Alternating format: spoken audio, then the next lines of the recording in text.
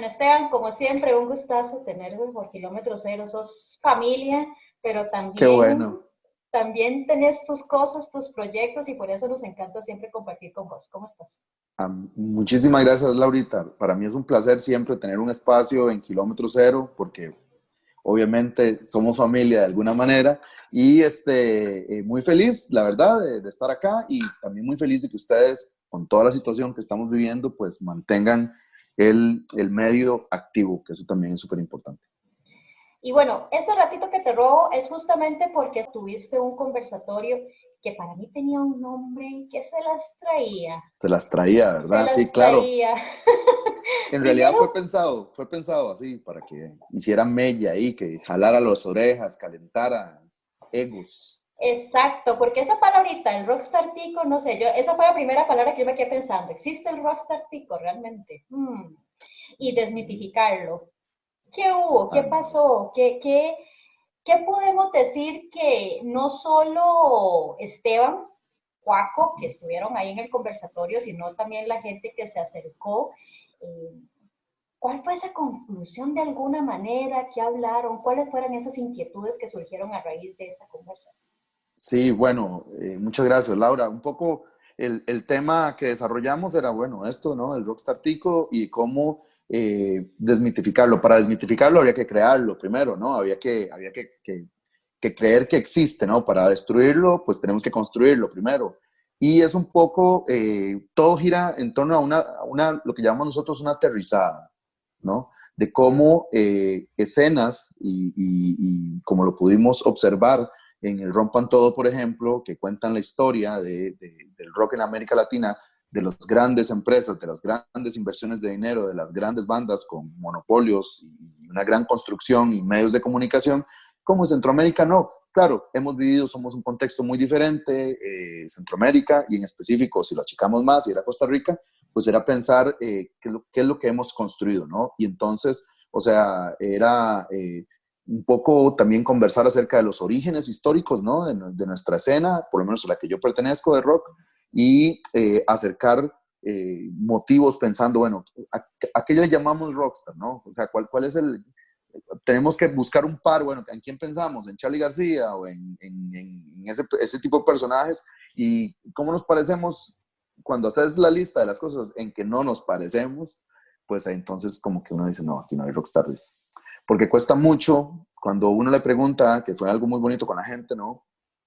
Conocen un rockstar, o sea, y la mayoría de gente sabe el esfuerzo que hacen la mayoría de los músicos de llevar sus instrumentos, de quedarse hasta el final, de grabar sus discos, que era un poco con la experiencia que nosotros hemos vivido, que ha sido una construcción desde el lugar más humilde a lograr tener una carrera o tener una larga existencia de la banda, que se pasa por muchas cosas y más bien, o sea, más bien en vez de pensar como rockstar, en realidad a veces la gente es como, o sea, qué trabajo más arduo, ¿no? O sea, es una pellejeada y mucha gente lo deja botado.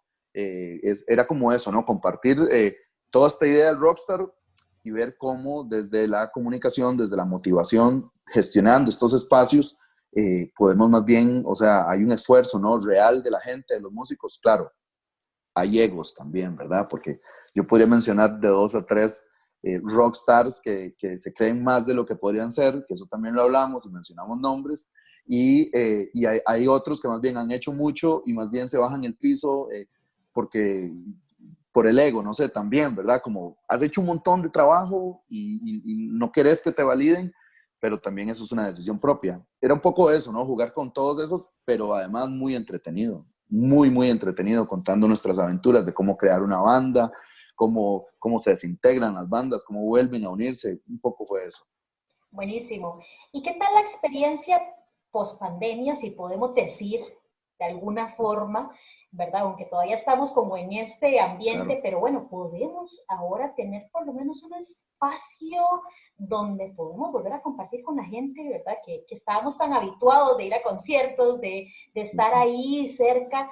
¿Qué fue, cómo fue esa experiencia después de tantos meses de lejanía? Tenés toda la razón. O sea, fue una experiencia maravillosa. Yo, por ejemplo, volver a tocar, aunque hemos tocado, tocamos en el Teatro Nacional, pero fue una grabación, ¿verdad?, para transmitir en vivo, pero tocar para más de 20 personas, recibir, además conversar con ellas, que no era, no, como es un conversatorio, no es un público frío, que no, es todo lo contrario, nos contaron cosas, entonces hubo como una empatía, ¿no? Creamos como esa relación y después ya tocar las canciones y ya alguien quería cantar y ya a mí se me olvida la letra, entonces allá responden, es que la letra va por acá y genial. Creo que fue un intento, como lo decía en la mañana en otro lugar, es un intento, ¿no? Como, así como hemos luchado por grabar discos, por hacer canciones, por hacer chivos, de repente también, aunque las circunstancias no son las mejores, y lo digo, y no por quedar bien, pero también desde los medios de comunicación, digamos, como ustedes, tratar de hacerlo de alguna manera, creo que es muy satisfactorio. La gente se fue muy feliz, por lo menos todos los comentarios que recibimos, hicimos un poco, hemos hecho, ¿no?, el trabajo de saber cómo se sintieron, todo el mundo muy seguro, todo el mundo con su espacio, al aire libre. Creo que se puede hacer, lo podemos hacer, lo podemos ir haciendo escalonadamente, porque si buscamos y encontramos un lugar que tiene el espacio, el aire libre para hacerlo, o sea, y todos somos adultos y hay que cuidarse y responsablemente, creo que si todos hacemos eso, podemos seguir gestionando. Ya hay rumores de chivos, ya hay rumores de gente que está tomando decisiones para hacer las cosas. Hay que hacerlas diferente, totalmente. Nunca va a ser, o por lo menos por ahora no va a ser lo mismo, pero creo que depende de nosotros, ¿no? De la fuerza, de pensar en la gente y de que la gente también piense en nosotros, porque al final hay que estar vivo ¿cómo se llama? Para seguir gestionando estos espacios. Muy felices con lo que nos contó la gente. El comentario fue, tenía un año o casi un año de no salir de la casa y menos imaginarme, hasta Vilmer, el guitarrista de Seca, o sea, grabó y al final me dijo, mae, aunque estábamos sentados aquí, yo me sé las canciones, lo estuve grabando, pero ya como ver un escenarito pequeño y volver, o sea, para él era como, mae, no lo podía creer. Entonces creo que fue eso, siempre con mucho cuidado, siempre con mucho responsabilidad, creo yo, que podemos ir abriendo esos espacios. Excelente. Y todo esto, toda esta iniciativa, el conversatorio, el mini acústico ahí en un espacio abierto, nace a raíz o como parte de San José City Rockers, otro Claro, de otro tus proyecto, proyectos, otro de tus proyecto. pasiones, podríamos decir. Sí, Contanos en sí qué es San José City Rockers. sí. San José City Rockers nace como una comunidad, así fue como nació. Tiene más de 10 años de existir, tiene más de 10 años de existir y nace al lado del proyecto, digamos, de mantener como todo la música de Seca, pero había que como dividir también otras cosas que yo quería hacer, como todo el tema de la merch, como el tema de hacer espacios, digamos, para hacer conciertos, para que no fuera solamente Seca, sino algo más que fuera paralelo a Seca, pero mío, por ejemplo. Entonces, hace más de 10 años, pues fue un espacio que lo utilizábamos y el nombre, ¿no? Como para proyectos, para eventos y eso. En el último año, pues lo había dejado un poco, ¿no? Ahí abandonado, pero en el último año nació más como una comunidad, porque hay muchas personas, Adrián Poveda ha colaborado, Juaco definitivamente ha colaborado, Analena Balma también ha colaborado, o sea, hay varias personas que están alrededor de San José City Rockers y eso es lo que he querido, que sea una comunidad, desde donde hemos empezado a crear, por ejemplo, discutir temas de historia, nació un Instagram que sale cada cierto tiempo, pues publico algo que nos haga comunidad, sobre todo San José, de la escena rock, de nuestra historia, de esa historia no contada, y de repente, pues también se ligó la venta de café, que es algo en lo que yo he creído desde hace mucho tiempo, que es en el consumo saludable del café, y luchar contra los grandes monopolios de venta de café, que en la mayoría de los casos le suman materias primas que no son saludables y que esas son las consecuencias que tiene el café en la gente, digamos, cuando habla de lo mal que le puede caer el café. Entonces también ese consumo responsable, ese comer consciente, como que también me fui mucho en eso y pues San José City Rockers estaba ahí como para hacer como de vanguardia, es como una venta de vanguardia, siempre en la vanguardia, tratando de ser la guerrilla ahí, vendiendo café, tratando que la gente pueda consumir algo más sano y que también sea un comercio justo para un montón de familias que trabajan muy duro el tema del café.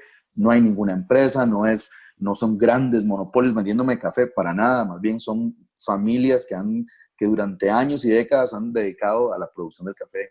Y ahora ya estamos en la parte de que San José City Rockers ya está como un proyecto hacia la comunidad, con los conversatorios, con abrir espacios, o sea, queremos seguir con esto de los conversatorios, queremos hacer talleres para músicos y músicas más jóvenes.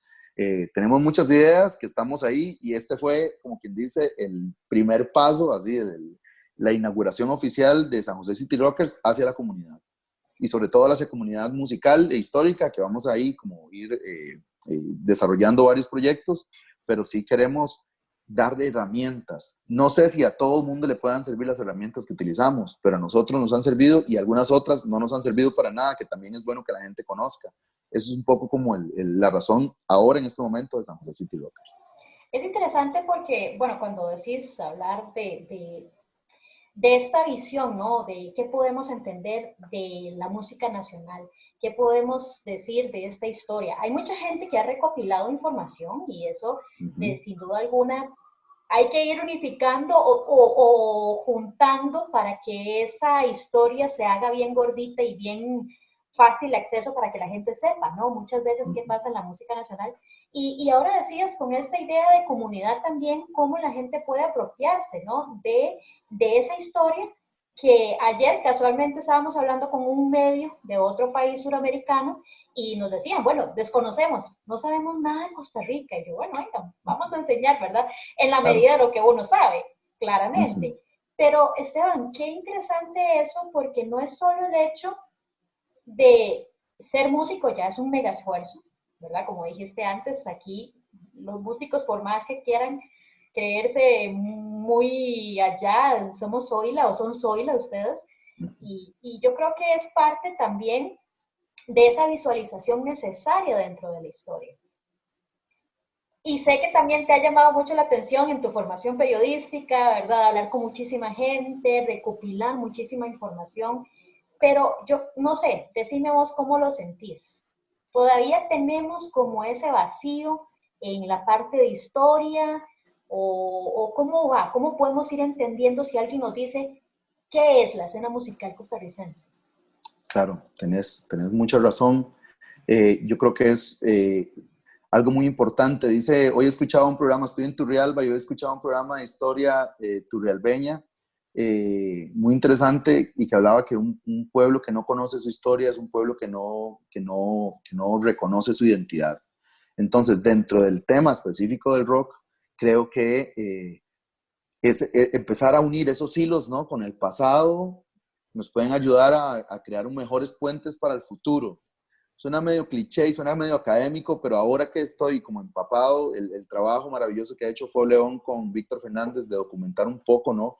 El tema del nacimiento de las escenas rock, que son muy distintas a las nuestras, pero eran condiciones políticas, condiciones sociales muy diferentes, pero entender eso para los que nos apasiona, ¿no? El tema y los que hemos dedicado 25 años a construir esto, que lo hemos construido no con la idea de construirlo, sino a puro impulso y a puro esfuerzo, a puro intento, o sea, no nos hemos puesto de acuerdo en nada, pero se ha construido ahí. Y esa falta de ponerse de acuerdo es tal vez la que no ha construido como las bases más sólidas.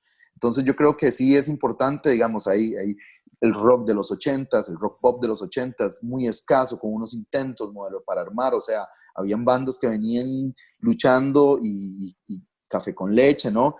Que es un poco también lo que nosotros tratamos porque la experiencia que tengo es la que yo viví como músico. Entonces, llegar a San José, por ejemplo, esto es un ejemplo, llegamos a San José y nos sentíamos un poco huérfanos, porque no conocíamos a nadie. Uno sabía que en la radio sonaban bandas, pero no sabía de dónde venían. Escuchaba que de repente salió Gandhi, pero eran contextos y música, la forma de expresarnos era muy diferente. Entonces, más bien, como que de repente uno se sentía medio víctima, ¿no? Como está esa escena musical de rock y está la de nosotros, que es en salones comunales, sin sonido, sin marcas, sin patrocinios, o sea, con amplificadores malísimos, con guitarras, no sabemos nada de guitarras, nada de cuerdas, y de repente el contacto real con nosotros, digamos, con nosotros pares que nos vamos encontrando en los conciertos, son los que ayudan a empezar a aconsejarnos y de alguna manera pasamos de la victimización, ¿no? De ser huérfanos, a más bien a crear, que eso también es, que más bien ahí está el valor, ¿no? Ahí está el valor de eso. Pero esa historia, digamos, si hubiéramos tenido alguien o hubieran medios en ese momento que nos hubieran acercado a esto que estamos haciendo vos y yo, pues creo que eso ayuda bastante. Generar más espacios para la historia. A mí me parece que la historia del rock nacional es épica, o sea, no ha llegado a los grandes estadios de, no sé, digamos, no ha salido un Queen de Costa Rica, no ha salido no sé, bandas así grandes, pero sí su construcción, o sea, hay héroes, hay malos, hay de todo, es muy épico. A mí me parece que, y conocerla, por lo menos la parte que nosotros conocemos, porque estuvimos ahí para vivirla, creo que puede darle herramientas a las demás personas para hacer mejor las cosas. No solamente para que repitan lo que nosotros hicimos, sino más bien para que no repitan lo que hicimos y posiblemente tengan mejores resultados. Sin duda alguna. Y ya para finalizar, Esteban, vamos a ver. El tema rockstar, como te decía desde el puro principio, esa palabra se las trae. ¿Qué adjetivo sería más apropiado para darle al músico nacional? ¿Qué pensás que sería un adjetivo más realista y apropiado?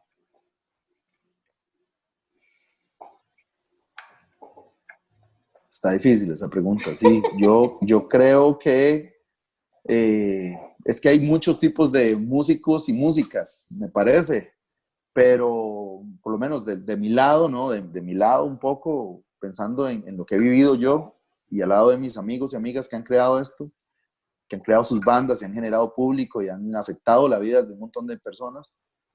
Eh, un poco soñador, un poco, o sea, hay que ser muy valiente, creo yo, totalmente el rockstar, o sea, eh, si te la quieres creer, bueno, eso ya es una cuestión de egos, pero yo pienso que es una forma muy valiente, ¿no? De enfrentar el arte. Y lo puedo ver no solamente en la música, lo puedo ver también en los artistas, porque hay rockstars que ni siquiera tocan rock y son rockstars en otros campos, ya sea en el fútbol, en el teatro, o sea, y yo pienso que en un medio como el de Costa Rica y tener una carrera a través de muchos años, también hay que ser muy valiente, sí, muy valiente.